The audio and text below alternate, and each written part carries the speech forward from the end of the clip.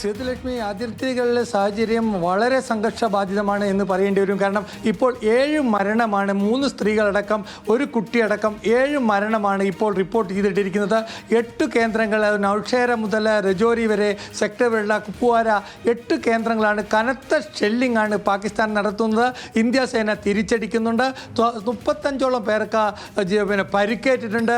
12 വീടുകൾ തകർന്നു. ഇത്തരം വളരെ സംഘർഷഭരിതമായ ഒരു അന്തരീക്ഷമാണ് ജമ്മു കാശ്മീരിലെ നിയന്ത്രണ രേഖയിലുള്ളത്.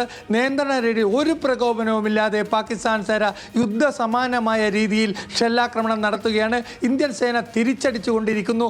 അത് ശക്തമായ മറുപടി നൽകുന്നു എന്നതാണ് ഇപ്പോൾ ലഭിക്കുന്ന വിവരം. ഏതായാലും ഇന്ത്യൻ സൈനികരുടെ ഭാഗത്തുനിന്ന് ഇന്ത്യൻ സൈനിക പോസ്റ്റുകൾക്ക് നേരെയല്ല ഈ ആക്രമണം എന്നത് വളരെ ശ്രദ്ധിക്കപ്പെടേണ്ടത്. സാധാ ജനങ്ങൾ തിങ്ങിപ്പാർക്കുന്ന രജോരിയിലും അതേപോലെ നൗഷറ സെക്ടറിലുമുള്ള സാധാ കുപ്വാര സെക്ടറിലെ സാധാ ഗ്രാമങ്ങൾക്ക് നേരെയാണ് പാകിസ്ഥാൻ ഷെല്ലാക്രമണം നടത്തുന്നത്. അവരുടെ വസതികൾ, വീടുകളാണ് പാകിസ്ഥാൻ ഷെല്ല് തകർക്കുന്നത്. ഇതാണ് മരണസംഖ്യ കൂടുവാനുള്ള കാരണം, ഉയരാനുള്ള കാരണം. 7 പേരാണ് ഇപ്പോൾ ഷെല്ലാക്രമണത്തിൽ മരിച്ചതായിട്ടുള്ള റിപ്പോർട്ട് വന്നിരിക്കുന്നത്. അതിൽ 3 സ്ത്രീകളും 1 കുട്ടിയും ഉൾപ്പെടുന്നു എന്ന ദുഃഖകരമായ സത്യം കൂടി അതിലുണ്ട്.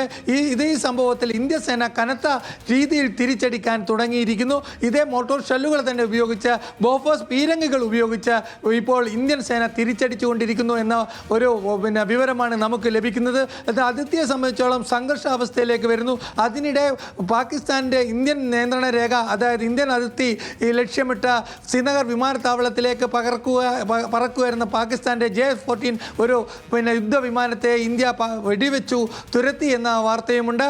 അത് പാകിസ്ഥാനിൽ തന്നെ തകർന്നു വീണു എന്ന സ്ഥിരീകരിക്കാത്ത റിപ്പോർട്ട്. ഏതായാലും ഇന്ത്യൻ സൈന്യത്തിൻ്റെ വെടി ഏറ്റിരുന്നു, ഇന്ത്യൻ സൈന്യത്തിൻ്റെ ബാറ്ററി ഏറ്റിരുന്നു ഈ വിമാനത്തിന് എന്നുള്ള ഒരു വിവരം കൂടി പുറത്തു വരുന്നുണ്ട്.